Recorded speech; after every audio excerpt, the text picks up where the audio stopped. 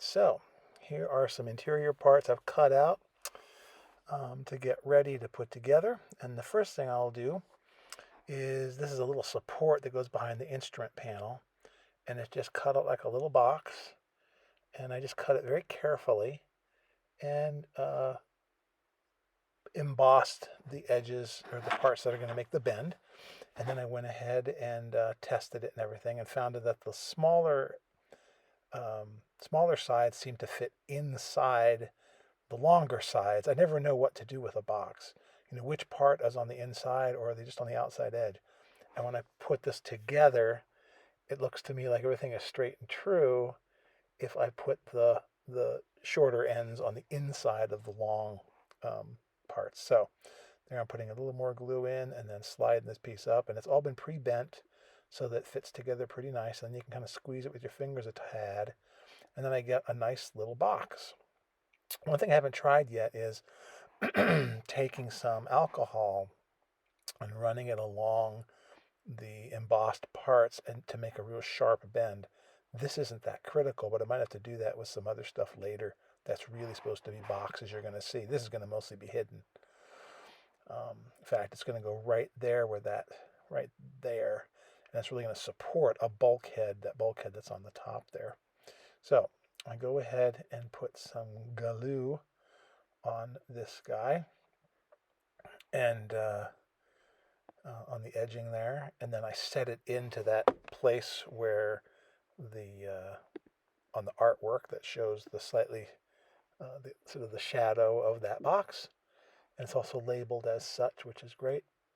And just slide it in there, and it fits really perfectly, and the glue grabs really easily, and it's just like having a plastic part snaps into place, except it doesn't snap. But it everything is very well done in terms of the parts are I'm sure computer drawn, but everything fits the way it's supposed to, and so that looks really good. Excuse me.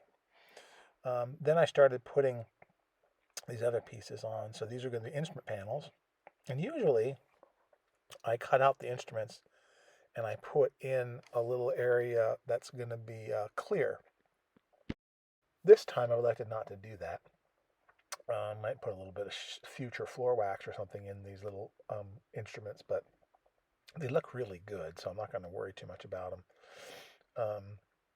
But you can see I just put the cutout instrument on there, and then I squeeze it very gently with some tweezers to make sure the glue dries in there.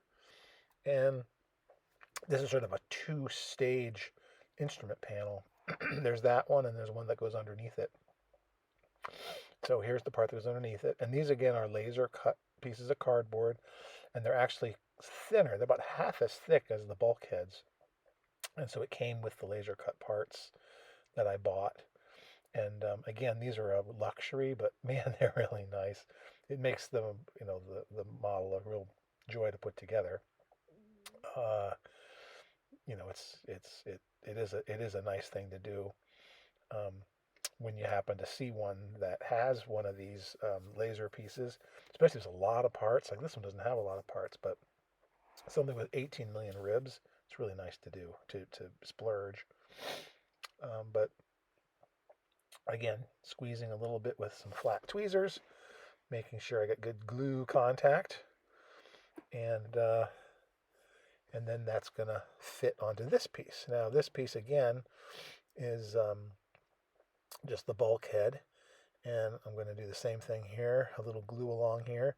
And all these edges, by the way, except for some of the instrument panel stuff that I'm going to do immediately, I'm going to paint the edges once they're together a little bit, because I want to see if I need to paint the cardboard as well as the paper. So I figured I'll just wait and kind of get them together, and then I can go back and touch up. Because you got to get the edges painted. Just like Neil says in Neil Paper Models, it really makes a difference. You got to paint the edges, I think. I have seen stuff where they don't paint edges because they want to have it. They want you to know that it is a paper model, and that's a whole nother sort of way to look at it. Personally, I like to have them all painted, but that's me. Here I'm squeezing it a little bit, making sure it's gluing, and also making sure that if you squeeze a little bit, you can kind of slide the paper and use your fingers as sort of the edges for the paper on top of the cardboard, and make sure that it's all sort of in line. You don't want this paper to be overlapping too much or sliding around or whatever. And you can see that right there, there's going to be a place where I put the instruments. So the instruments, I am edge painting them. Paint probably would have been a better idea, but the Sharpie works okay. It was handy.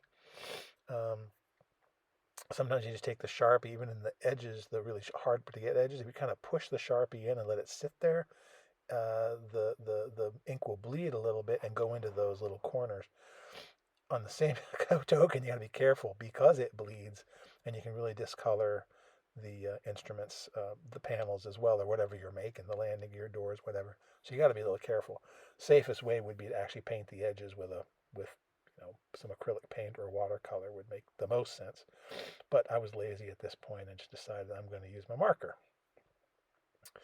Now I'm putting a little glue on that bulkhead where the uh, smaller panel goes, and I'm just putting a little bit on so that trying to keep in my mind that once I put it down, it's going to squish out, so I don't put it all the way up to the edge, the glue all the way up to the edge, and make it kind of thin. Even though right there it looks a little goopy, but it's not. Nice sharp blade helps, so you can stab things and then use it for placement. Um, so that's a nice thing to do. And now this is just making sure that the instrument panel is overlapping the marks on the bulkhead. And if you do that, it's absolutely perfect. It comes out straight and true and really nice.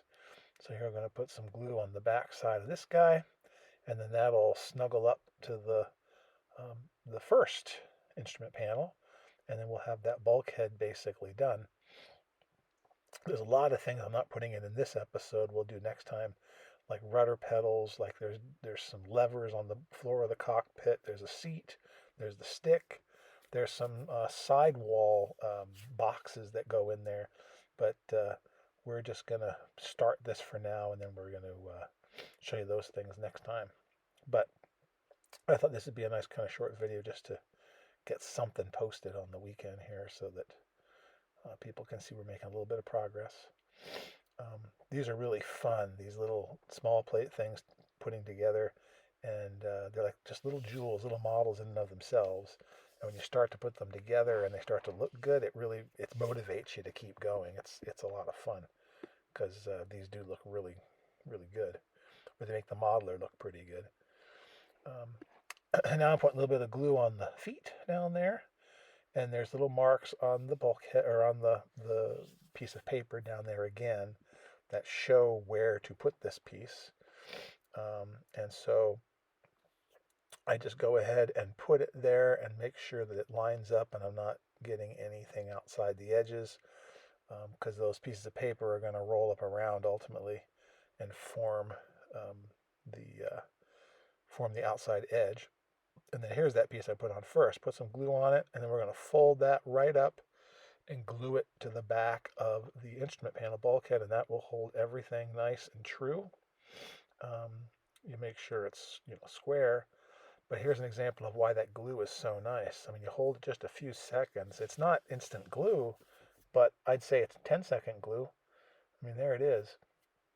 And then you just make sure it's tight, but this turbo tacky glue or whatever it's called works pretty dang well.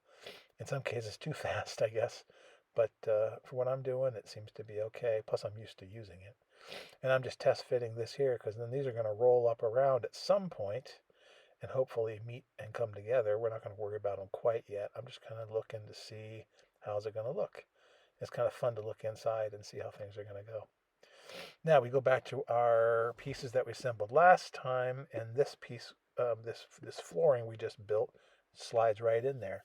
So I put some glue on and slide it around, make it even all the way around and on the floor.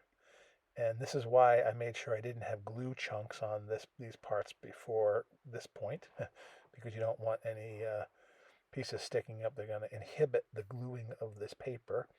And I'm just slide this guy right in there and just make sure you got forward going forward, which is pretty obvious. But I could see me putting it in backwards. I have a tendency to do things like that. Slide this in. There's lots of good glue surface. And just before it dries quickly, make sure that everything is lined up. Your bulkhead edges are there and the paper isn't, again, overlapping a lot or something. And then make sure that you've got things, in this case I'm squeezing a little bit together to make sure I got good glue adhesion on those main bulkheads. And then I'll do the same thing with the floor, kind of eyeballing things, making sure that it's not elevated, making sure that there's no gaps, so that the paper is really nice and attached. They aren't pushing down a little bit with that butt end of the Sharpie, just to make sure it's good and solid. But there's the basic, very basic initial part. And again, you can see all those slightly lighter parts on the paper is where all kinds of things are going to go. As I said, seats, there's rudder pedals in there. I'll point these out. That's where the seat goes. There's the joystick. Those are two little rudder pedal pieces. And then there's a couple of things on this. Oh, yeah, those are little levers. And then over here are two places where there's going to be some boxes, I guess some kind of radio or electric junction boxes or something.